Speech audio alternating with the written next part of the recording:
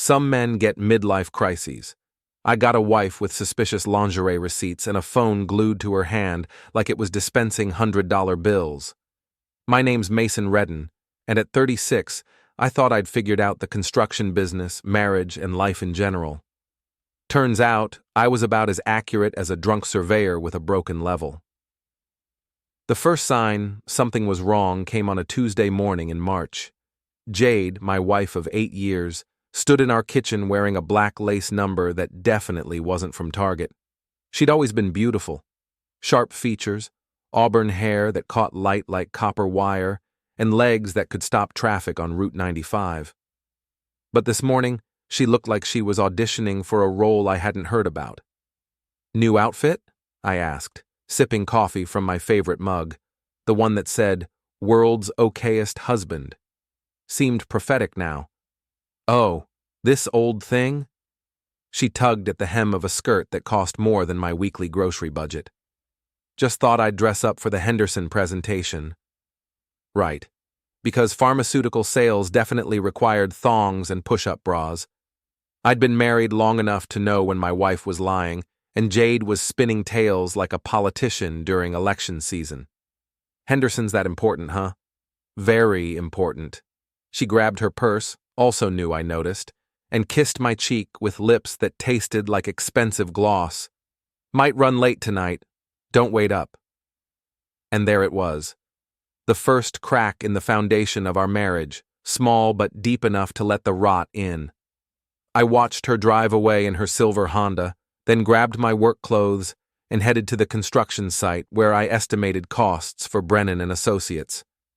It was honest work, crawling through half-built houses, calculating materials, dealing with contractors who thought drywall was a food group.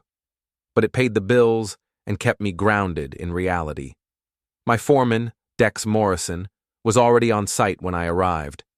Dex was 50-something, built like a refrigerator, and had the kind of wisdom that only came from 3 decades of dealing with human stupidity and hard hats. "You look like someone stole your lunch money," he said, not looking up from his clipboard. "Just marriage stuff." "Ah?" Dex nodded knowingly. "The wife acting weird?" "Define weird?" "Shopping for clothes that cost more than your truck payment, coming home smelling like cologne that ain't yours, picking fights over stupid stuff so she can storm out and feel justified about whatever she's doing."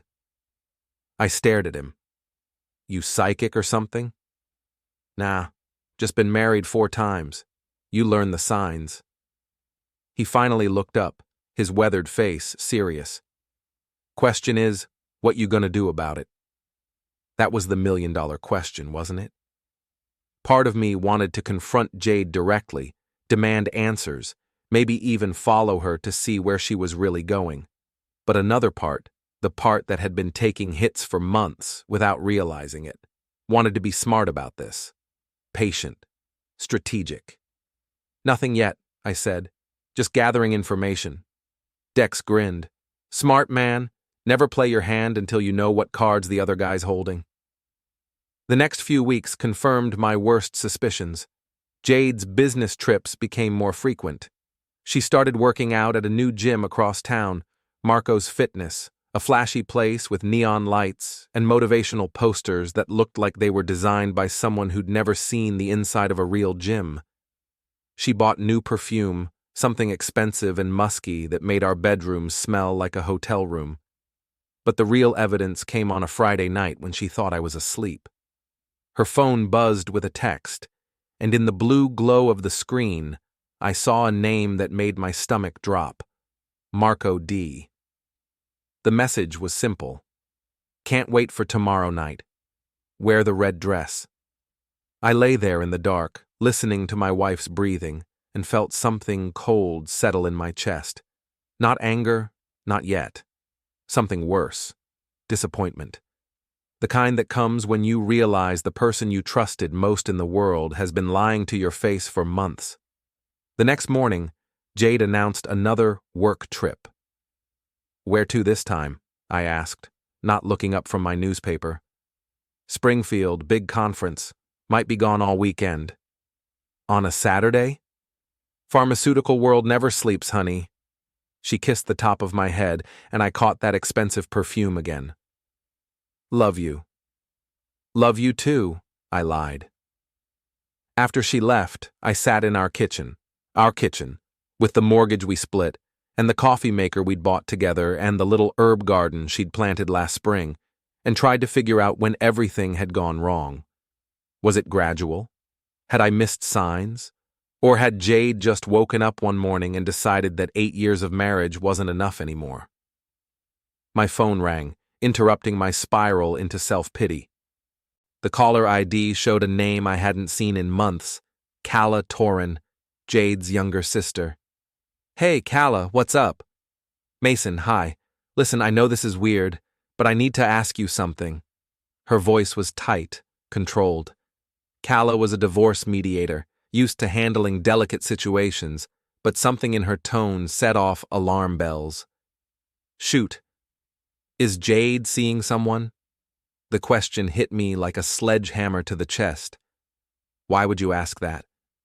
Because I saw her last night at Romano's with some guy who definitely wasn't you. They were close.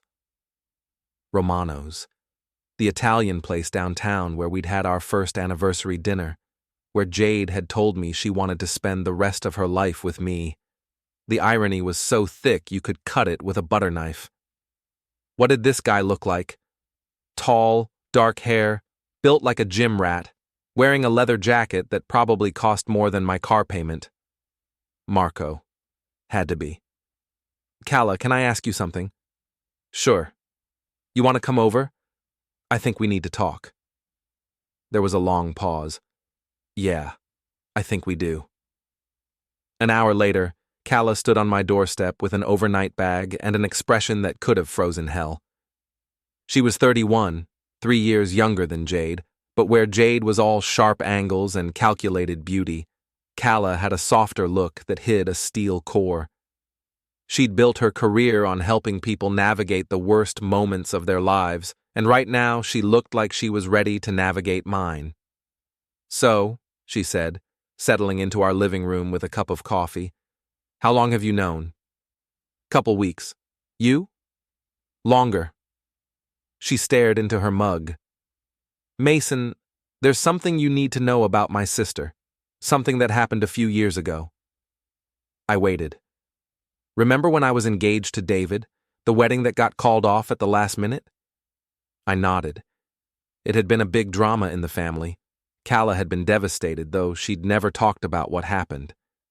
It got called off because I found out David was cheating on me. With Jade. The words hit me like a physical blow. What? 2 weeks before my wedding, I came home early from my bachelorette party and found them in my apartment, in my bed. Her voice was steady, but her knuckles were white around the coffee mug. When I confronted her, you know what she said? I couldn't speak. She said it was a bachelorette bonus, like it was some kind of joke, like destroying my engagement was just a fun little prank. The room felt like it was spinning. Calla, I had no idea. Of course you didn't. Jade made sure of that. She spun some story about David being unstable, about me having cold feet, and I was too humiliated to tell the truth. Why are you telling me now? She looked up, and her eyes were hard as granite. Because I've been waiting 3 years for the right moment to make her understand what it feels like, and I think that moment just arrived. The plan that emerged over the next hour wasn't about romance or revenge in the traditional sense. It was about justice, about making Jade experience the same helpless fury that Calla had lived with for 3 years, about showing her what it felt like when someone you trusted destroyed your world for their own entertainment. I'm not asking you to sleep with me, Calla said bluntly. I'm asking you to let her think you might. That's playing with fire. Good, let it burn. She leaned forward.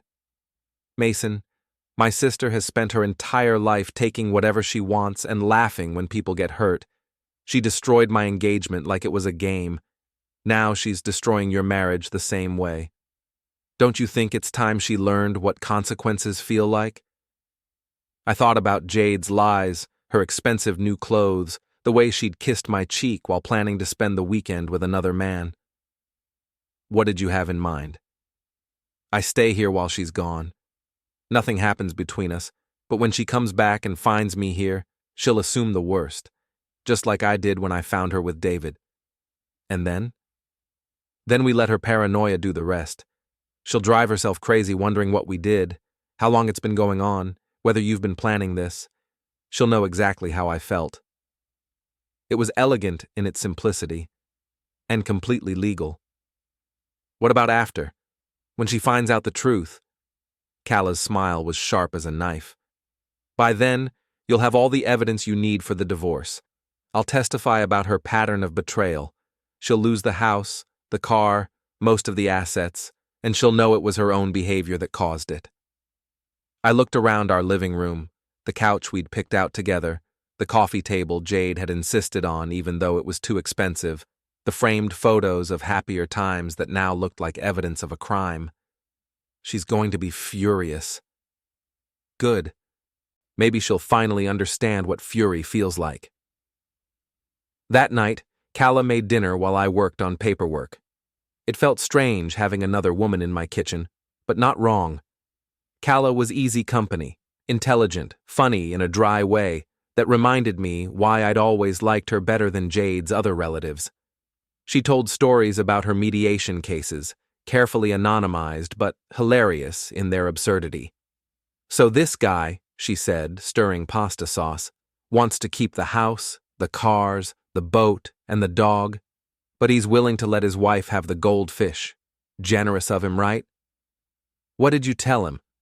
That goldfish don't pay mortgages. We ate dinner like old friends, talking about everything except the elephant in the room. But when Calla's phone rang and Jade's name appeared on the screen, the mood shifted. Should I answer? Calla asked. Put it on speaker. Hey, Jade. Calla, hi. I tried calling Mason, but he's not answering. Is everything okay? Jade's voice was bright, cheerful, completely fake. Everything's fine. Why wouldn't it be? No reason. Just, you know how men are when they're left alone. They fall apart without us. Calla looked at me and rolled her eyes. Oh, I don't know. Some men are pretty self-sufficient. How's your conference? Boring. Lots of seminars about drug interactions and market penetration. The irony was so thick I nearly choked on my wine. I should be home tomorrow evening. Maybe we can all have dinner? Maybe. Depends on what Mason and I have planned. There was a pause. A long one. What you and Mason have planned?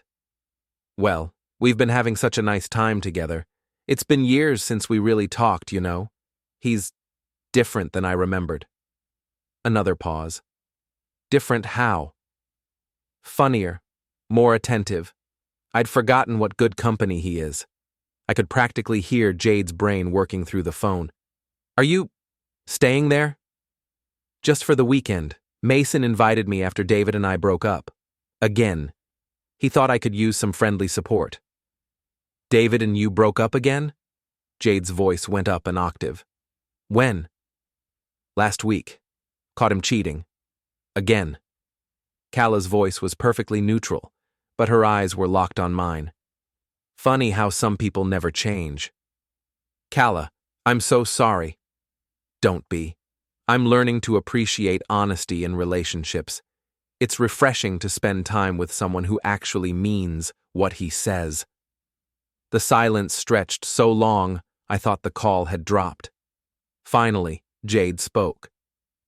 Well, I should let you two get back to whatever you were doing. We were just finishing dinner. Mason cooked. Mason cooked?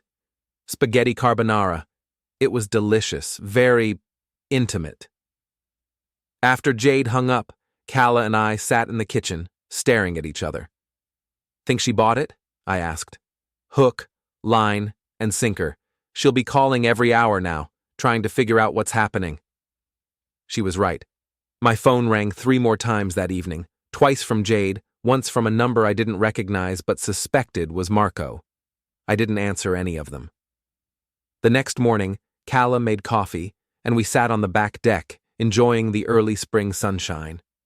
She was wearing one of my old Boston College t-shirts over jeans, looking relaxed and comfortable in a way that Jade never did anymore. Everything with Jade had become performance, calculation, strategy. With Calla, I could just exist. "Can I ask you something?" she said. "Shoot." "When did you know? About Jade, I mean. When did you really know?" I thought about it. Probably months ago, but I didn't want to admit it. You know how it is. You tell yourself stories. She's stressed at work. She's going through something. She still loves me. She's just distracted. The stories we tell ourselves are always the most convincing lies. What about you? When did you decide to do this? "The day I saw her at Romano's." Calla's voice went hard. She was laughing at something he said, and for just a second she looked exactly like she did that night in my apartment, triumphant, like she was getting away with something clever. My phone buzzed with a text from Jade. "Leaving early, be home in 2 hours." "Showtime," I said. Calla grinned. "Let's give her something to really think about." We spent the next hour staging the scene. Calla's overnight bag visible in the hallway, 2 coffee cups on the kitchen table, her jacket draped over the back of my chair. Nothing overtly romantic, but intimate in a way that would drive Jade's imagination wild. When we heard the Honda pull into the driveway, Calla and I were sitting at the kitchen table, looking through photo albums from her college days. Completely innocent, but the kind of activity that suggested hours of conversation, shared memories, connection. The front door slammed open. "Mason, I'm home!" "In the kitchen," I called back. Jade appeared in the doorway, still wearing her conference clothes, a navy suit that probably cost more than my monthly salary. Her eyes swept the scene, taking in every detail. The coffee cups, Calla's comfortable clothes, the photo albums, the easy way we were sitting together. "Calla." Her voice was carefully controlled. "I didn't expect to see you here." "Surprise!" Calla didn't get up. "Mason and I have been having the most wonderful time." "Wonderful time doing what?" "Just talking. You know how it is when you find someone who really listens." Calla's voice was innocent, but her eyes were sharp as laser beams. "We stayed up pretty late last night." Jade's face went through several expressions: confusion, suspicion, and something that might have been panic. "Stayed up doing what?" "Getting to know each other better." I kept my voice neutral. "It's been nice having company." "Company." Jade repeated the word like it tasted bad. "Calla, can I speak with you privately?" "Actually, I was just about to take a shower." Calla stood, stretching like a cat. "Mason, mind if I borrow some more of your clothes? Mine are all dirty." "Help yourself." As Calla headed upstairs, Jade turned to me with eyes like ice picks. "What the hell is going on here?" "Your sister needed a place to stay," I offered. "And you didn't think to call me?" "You were at your conference. I didn't want to bother you." "Bother me?" Her voice was rising. "My sister is staying in our house and you didn't think to mention it?" "She's family, Jade. I thought you'd be happy I was helping her out." "Happy?" She was nearly shouting now. "You're alone here with my sister while I'm away and you think I'd be happy?" The irony was so perfect, it was almost artistic. Here was Jade, furious about a betrayal that hadn't even happened, while she'd been spending the weekend in bed with another man. "Why wouldn't you be happy? It's not like anything inappropriate happened." "How do I know that? Because you trust me?" I let the question hang in the air between us. Jade's face went pale. She opened her mouth to respond, but before she could speak, Calla's voice drifted down from upstairs. "Mason, could you bring me a towel?" Jade's eyes went wide. "Is she naked up there?" "Probably. She's taken a shower." "And you're going to bring her a towel?" She asked nicely. I grabbed a towel from the linen closet and headed upstairs, leaving Jade standing in the kitchen with her mouth open. When I came back down, She was pacing like a caged animal. "I want her out," she said. "Why?" Because it's inappropriate." "What's inappropriate about helping family?" "You know what's inappropriate." "Do I?" I sat down at the table, picked up my coffee cup, and looked at her with complete innocence. "Explain it to me." Jade stared at me for a long moment, and I could see her brain working furiously. She couldn't accuse me of cheating without sounding paranoid and hypocritical. She couldn't demand that Calla leave without a good reason, and she couldn't explain why she was so upset without revealing her own guilty conscience. "Fine," she said finally, "but I don't like this." "Noted." Calla came downstairs wearing my Red Sox t-shirt and a pair of my sweatpants, her hair damp from the shower. She looked comfortable, at home, like she belonged there. "Jade, you're back early. How was the conference?" "Fine." Jade's voice was clipped. "Very educational." "I bet. Learn anything interesting?" "Just the usual. Market trends, new products, professional networking." "Professional networking," Calla repeated thoughtfully. "That's so important in pharmaceutical sales, isn't it? Building relationships with the right people?" Jade's jaw tightened. "Yes, it is." "Well, I should probably head home." Calla started gathering her things, moving slowly, deliberately. "Thanks for everything, Mason. It's been illuminating." "Anytime." She hugged me goodbye, a long, comfortable embrace that made Jade's eyes narrow to slits. "See you soon?" Calla asked. "Definitely." After Calla left, Jade and I stood in our kitchen, looking at each other across a chasm that had nothing to do with physical distance. "So," I said finally, "how was Marco?" The color drained from Jade's face. "What?" "Marco. Your conference was about market penetration, right? Figured you must have spent some time with Marco Devlin from the Boston territory." It was a complete shot in the dark, but Jade's expression told me I'd hit the target. How do you know Marco?" "Lucky guess." I smiled. Small world, isn't it? That night, we lay in bed like strangers, each pretending to sleep while our marriage crumbled around us. But for the first time in months, I wasn't the only one lying awake wondering what my spouse was really thinking. The game had officially begun. The next few days were a masterclass in psychological warfare. Jade became hypervigilant, checking my phone when she thought I wasn't looking, asking casual questions about what I'd done while she was away, watching for any sign that something had happened between Calla and me. Meanwhile, I played the part of the oblivious husband, answering her questions with just enough detail to keep her guessing. "Did you and Calla talk about anything specific?" she asked over breakfast. "Just life stuff, her job, her relationships. She's been having a tough time since David." "What kind of tough time?" "The usual. Trust issues, wondering if she'll ever find someone honest." I looked up from my newspaper. You know how it is when someone betrays you. It changes how you see the world. Jade's coffee mug froze halfway to her lips. "Right. Of course." But the real breakthrough came when I decided to take a more active approach to gathering evidence. Jade had gotten sloppy, confident in her deception, and that confidence was about to cost her everything. On Thursday evening, while Jade was supposedly working late, I drove to Marco's Fitness. It was exactly what I'd expected, a chrome and glass temple to vanity, filled with expensive equipment and mirrors that reflected the kind of people who cared more about looking fit than being fit. Through the floor-to-ceiling windows, I could see Marco himself holding court near the free weights.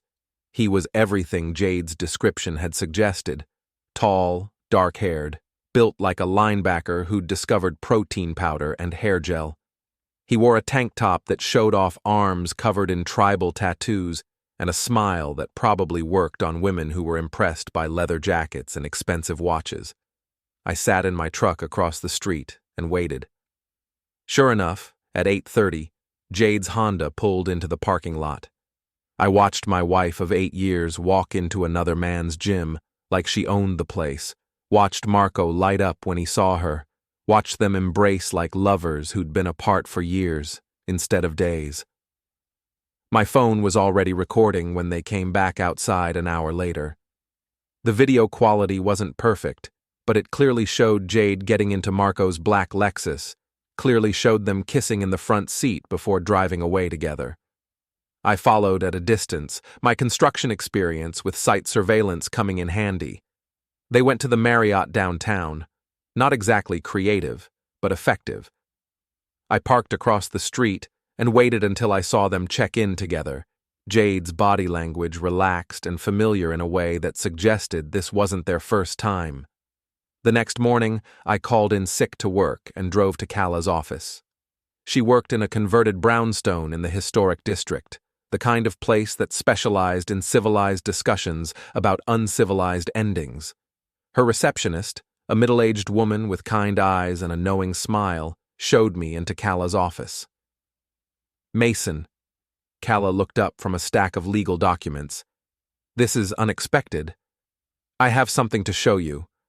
I handed her my phone, the video already queued up. She watched in silence, her expression growing colder with each second. Well, she said finally, that's certainly conclusive. I want to file for divorce. Smart man, what are you thinking in terms of strategy? I want her to lose everything she cares about. The house, the car, the lifestyle, the reputation. I want her to understand that actions have consequences. Cala leaned back in her chair, studying me. That's going to require some finesse. Massachusetts is a no-fault state, but adultery can still impact asset division if we play it right. The key is documentation and timing. What do you need from me? Everything. Financial records, evidence of the affair, proof of any assets she might be hiding, and we need to be strategic about when and how we reveal what we know. Over the next week, I became a detective in my own life. I photographed bank statements that showed expensive charges at restaurants I'd never been to. I documented her new clothes, her changed schedule, her sudden interest in working out. I even managed to retrieve deleted text messages from our shared cell phone account, messages that painted a picture of a woman who'd been living a double life for months. The texts were particularly damning. Not just the private content, though there was plenty of that, but the casual cruelty with which Jade discussed our marriage. He's so clueless, one message read. Still thinks I'm working late when I'm with you. Poor guy, Marco had responded. Maybe we should put him out of his misery. Not yet. I need to figure out the finances first. Can't leave until I know what I'm walking away with. Reading those words felt like taking a hammer to the chest. This wasn't just an affair, it was a calculated plan to destroy my life for her convenience. But the worst message came from just 2 days earlier. His sister was at the house when I got back from our weekend. They looked pretty cozy. Think something's going on there?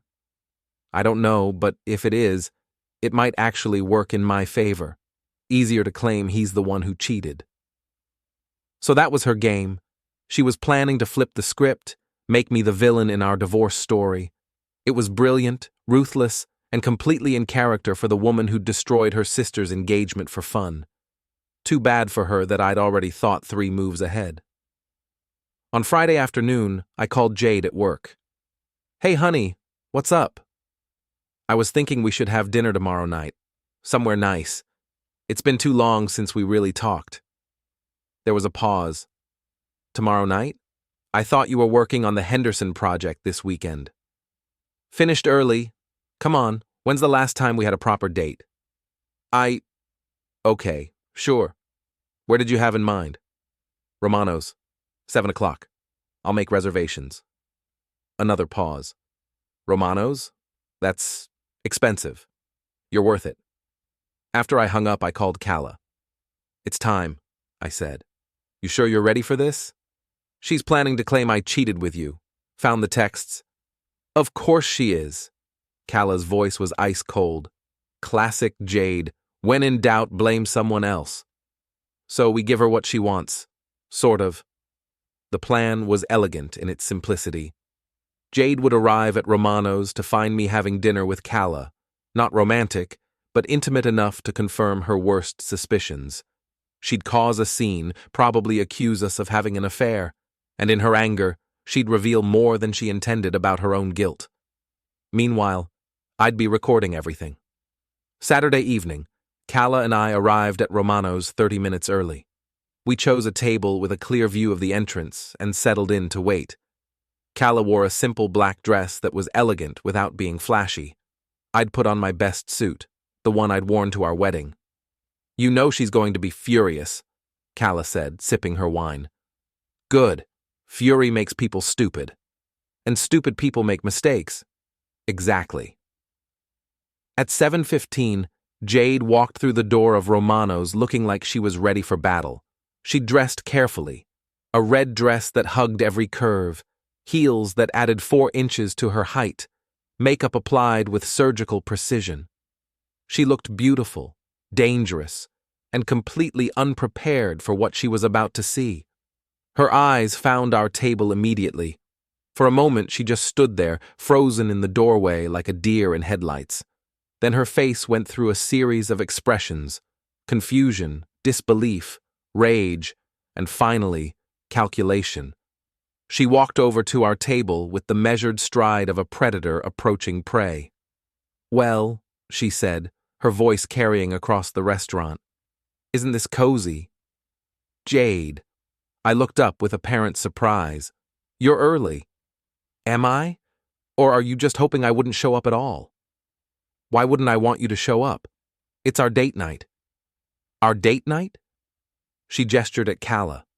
"With her?" "I invited Calla to join us. Thought it might be nice to have a family dinner." "Family dinner?" Jade's voice was getting louder, drawing stares from other diners. "Is that what we're calling it? What else would we call it?" "I don't know, Mason. You tell me. What exactly have you two been doing while I've been working my ass off to support this family?" The irony was so thick you could spread it on toast. Here was Jade, who'd been cheating for months, accusing me of the very betrayal she'd been committing. "Supporting the family?" Calla's voice was quiet, but it cut through the restaurant noise like a knife. "Is that what you call those business trips to Springfield? Those late nights at the office? All that professional networking?" Jade's face went white. "What's that supposed to mean?" "It means we know, Jade." I kept my voice calm, reasonable. "We've known for weeks." "Known what?" "About Marco." The name hit her like a physical blow. She actually staggered backward, her hand reaching for the back of a chair to steady herself. "I don't know what you're talking about." "The Marriott downtown, Tuesday and Thursday nights.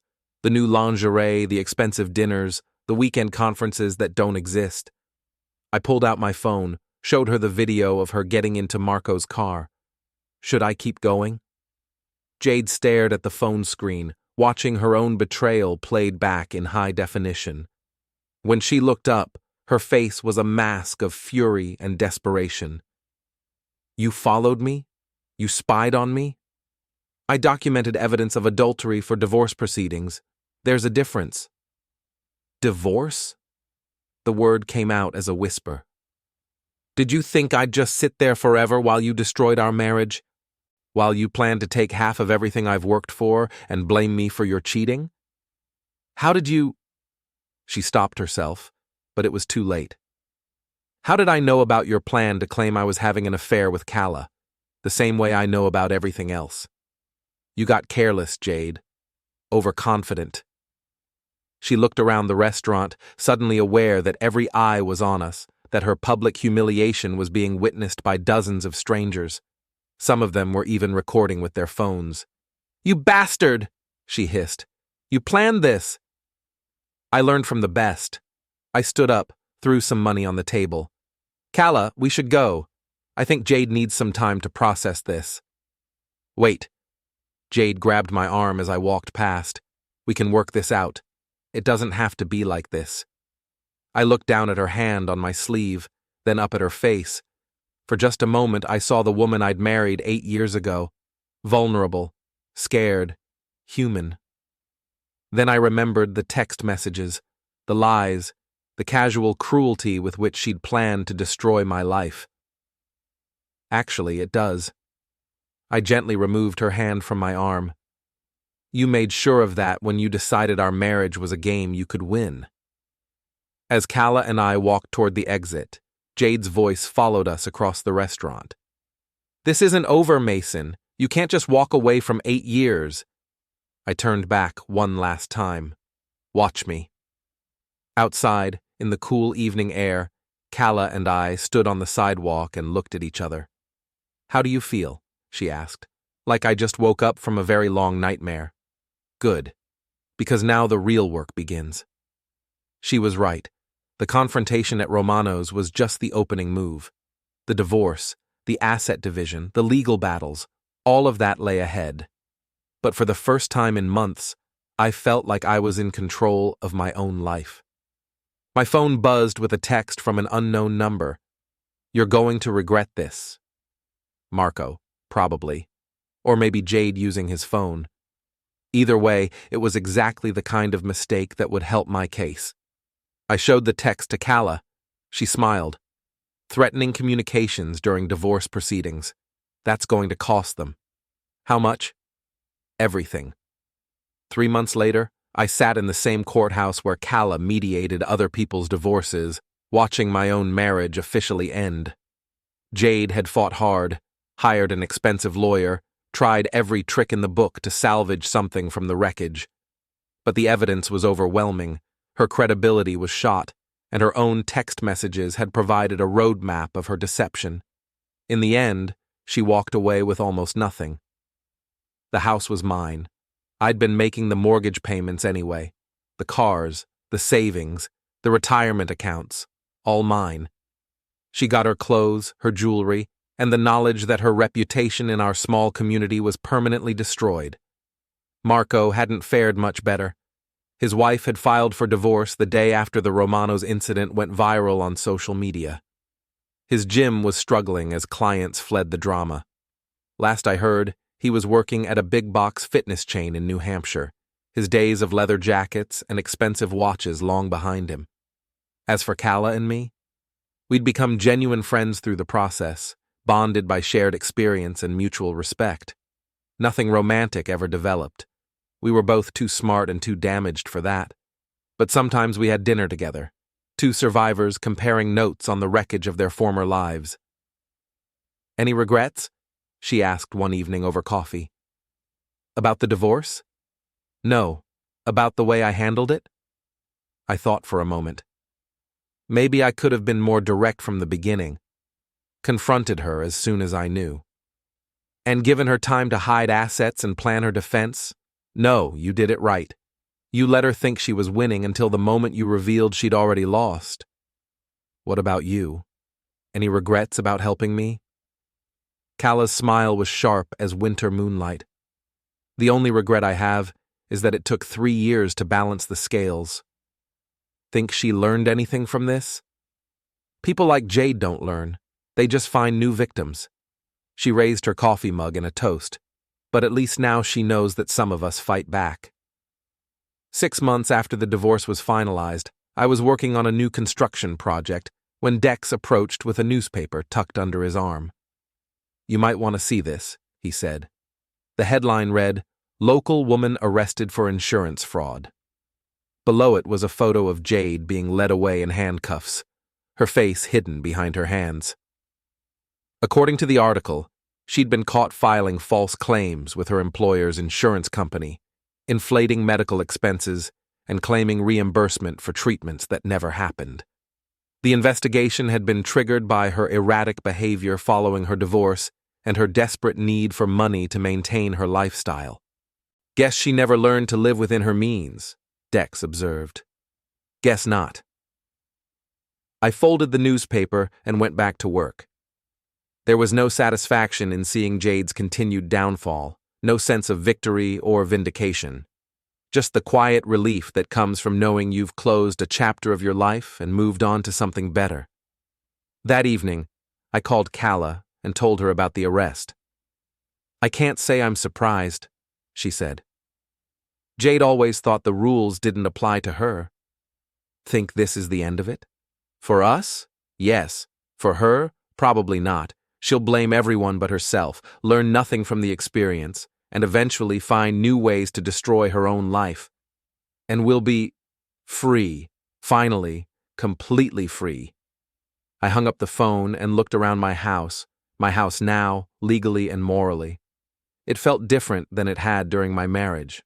Cleaner, more honest, like a place where I could build something real instead of maintaining something false. The next morning, I woke up without checking my phone for threatening messages. I made coffee without wondering who my wife was texting.